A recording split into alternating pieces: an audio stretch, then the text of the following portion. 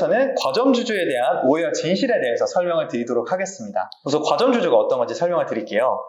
여기서 포인트는 이렇게 세 가지라고 생각하시면 돼요.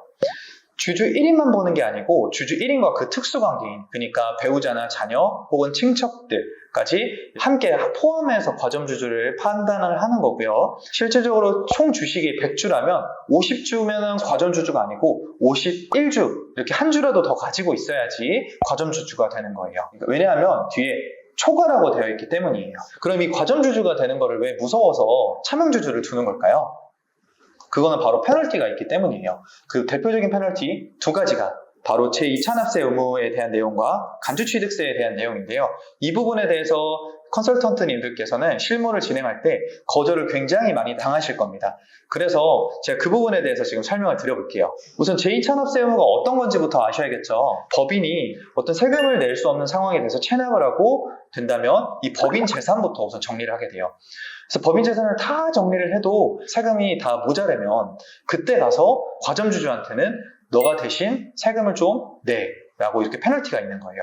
대신에 그 페널티는 100% 다 내라고 하는 건 아니고 과점주주가 그 자기가 들고 있는 주식 지분율만큼만 책임을 지는 겁니다. 예를 들어서 체납액이 100만 원이면 체납액에서 내가 주식을 70%를 갖고 있으면 100만 원에서 70%인 70만 원만 부담을 하는 거예요. 이렇게 듣기만 하면 과점 이거 너무 무섭다라고 생각하실 수도 있는데, 법인을 설립할 때 보통 망하는 걸 가정하고 법인을 설립을 하실까요? 보통 아닙니다. 그 망하더라도 이거는 정말 대차게 망하는 상황인 거예요. 법인이 번 돈에 대해서 세금이 나오면 번 돈보다 세금이 더 적잖아요. 그럼 번 돈으로, 그러니까 현금이 있는 거나 아니면 부동산이나 이런 걸로 다 정리가 되어도 세금을 다 납부를 웬만하면 되실 거예요. 근데 그럼에도 불구하고 세금을 못 내는 상황이라면 진짜 법인이 대차게 망하는 거거든요. 사업을 하시면서 세금을 못 내고 법인 재산을 다 청산해도 세금을 못 낼 정도로 돼서 내가 세금을 내는 게 무섭다? 그거는 진짜 엄청 심하게 망할 것을 가정하는 거거든요. 그러면 저는 사업을 하시면 안 된다고 생각이 듭니다. 그렇게 해서 사업을 시작하시는 분은 없기 때문에 이렇게 그게 무서워서 과점주주를 피하는 거는, 그리고 차명주주를 두는 거는 진짜 말이 안 되는 겁니다. 오히려 차명주주를 두는 것이 더 큰 리스크를 지게 되는 것이니까 이거에 대해서는 확실하게 거절을 해주셔야 돼요. 그러면 두 번째 페널티였던 간주취득세를 한번 볼게요. 간주취득세는 어떤 거냐면 법인이 부동산을 취득을 했어요. 그러면 법인이 그 취득세를 내겠죠. 근데 여기 법인의 주주들한테도 간주취득세라고 취득세를 한 번 더 내게 하겠다는 거예요. 어떻게 보면 법인도 내고 주주인 나도 내니까 이중과세인 거죠.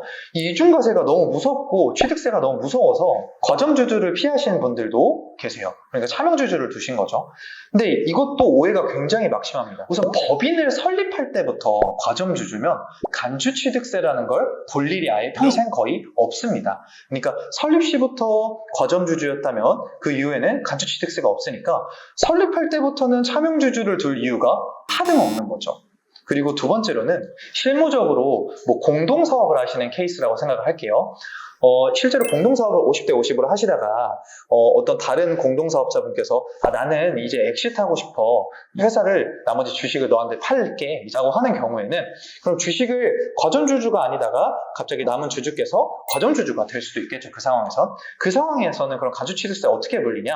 딱 한 번만 내시면 돼요. 되게 오해하시는 거는 이런 상황에서 그 뒤에 부동산을 계속 취득할 때마다 간주취득세를 계속 내신다고 생각하시거든요. 그거 아닙니다. 그냥 그때 과점주주가 됐을 때 만일 법인이 부동산을 들고 있다면 그 부동산에 대해서 취득세를 그때 한 번 나오는 것 뿐입니다. 근데 만약에 그 과점주주가 나중에 이렇게 뒤에 입단이 된다고 하더라도 그때 부동산이 없으면 또 간주취득세도 없어요. 그래서 제가 지금 말씀드리는 건 과점주주가 돼서 간주취득세 문제가 될 것 같아서 이렇게 걱정이 되시는 대표님들한테는 확실하게 제가 말씀드렸던 설립할 때는 과세가 되지 않고 그 다음에 나중에 과점주가 되었을 때도 딱 한 번 혹은 부동산이어서 나오지도 않는다 라고 확실하게 설명드리면서 차명주주를 두는 것이 훨씬 위험하다는 것을 설명을 드리셔야 돼요.